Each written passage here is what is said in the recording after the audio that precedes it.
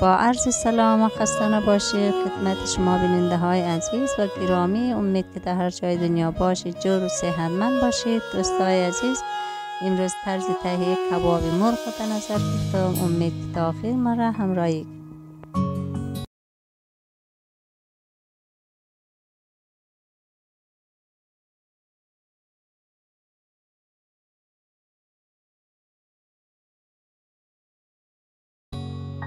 خب دوستای عزیز، قسمی که گفتم کباب مرغ، من 4 دانه مرغ ریزه ریزه کردم، شستم، ماندم آوش رفته. اینال موادایی که بخش اخته لازم است اندازم که آب لیمو است.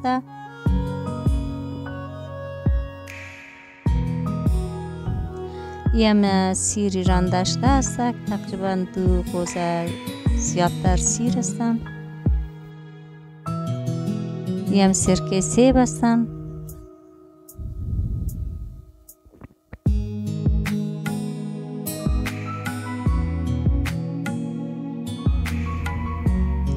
خب 2 قاشق سرکه سیب انداختم. اینالی نمک انداختم سرشی. 2 قاشق کلان نمک انداختم. 1 قاشق پر سیاه مرچ انداختم. 1 قاشق دیگه یعنی هم سودا هستن. سودا هم سرش اندازم چون که مغز مرغ را واز نه. یعنی هم زردچوبه خشک هستن. 2 قاشق ریزه زردچوبه خشک انداختم سرشی. دیگه ایش هم مواد خود مرغ هستن که بخش کباب هستن.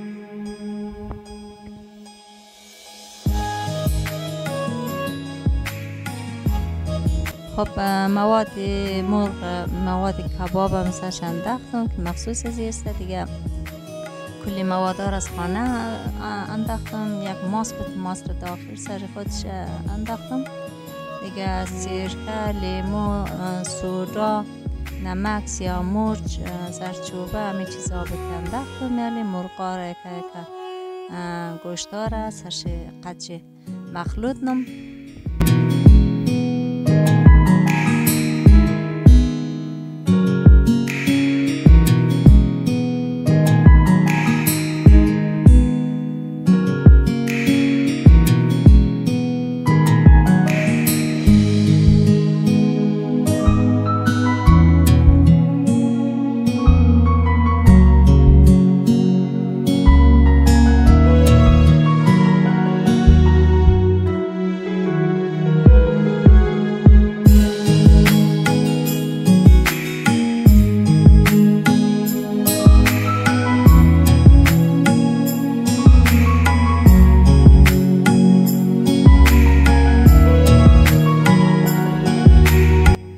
دوستای عزیز، قسم که شما دیدید من استوریای گوشت را کارد بریش کردم.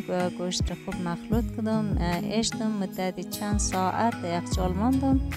یعنی روغن سرخ کنم، توا را یک در روغن سرخ کنم.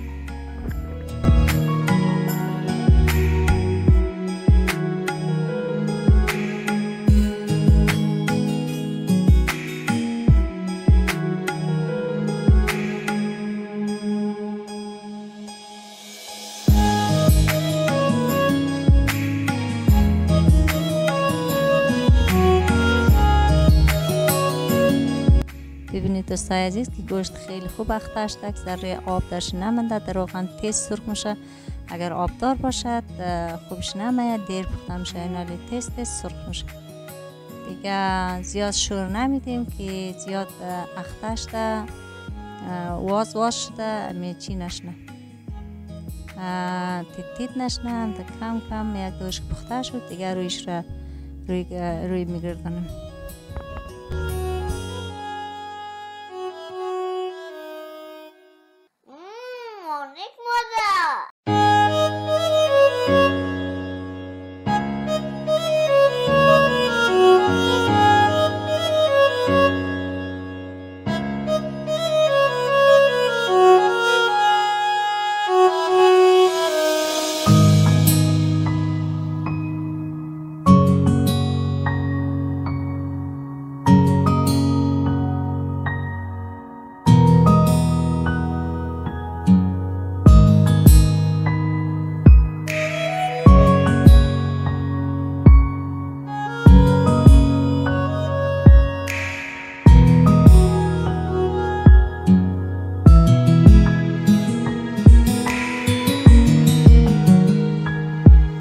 خب دوستای عزیز، مرحله اول چون که کباب خیلی زیاد هستن، مرحله اولش انداختم، پخته شد، ایره میکشم.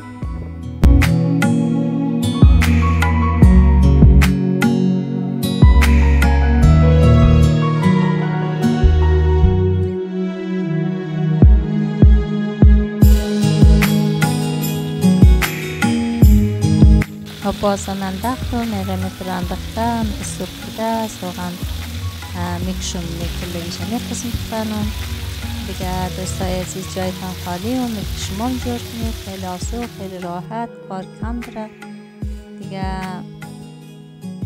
تقریبا مرغا رو بسته میترزی روغن سرخ کردم، کشیدم، تقریبا آماده شده. یم کاوو است که روی قوری را کاوو گرفتم چیندم دیگه. همراه دوغ تقریبا آماده شده دیگه.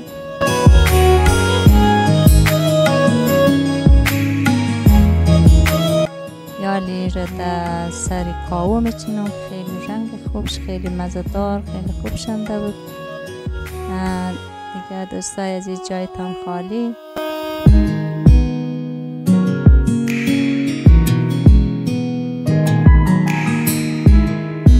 شما فقط لطف نموده لایک کنید، سابسکریب کنید. کسایی که سابسکریب نکرده سابسکریب کنه ما را، کامنت بگذارید. کسایی که ما کامنت میده جهان سپاس که لایک کنه ما را بیننده است.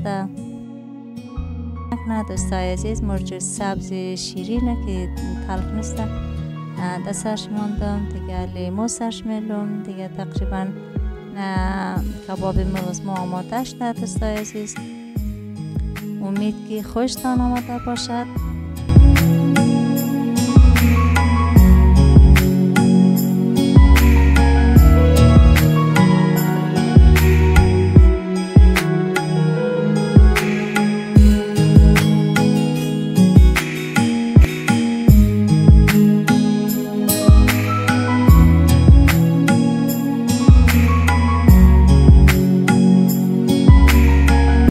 برابر یک قابلی یا بریانی بیله کار داشت، خیلی زود پخته شد. اینجاش کم کم نعنا ماندیم دیگه. این پیاز دسر پیاز چه دسر پیاز سرکه را سر قدی آب مخلوط کردم، کم ترک نمک کردم، دسرش فاش دادم. منالی یک کم زرک من شل میشه، خیلی قدی کباب خیلی خوبش میه دیگه.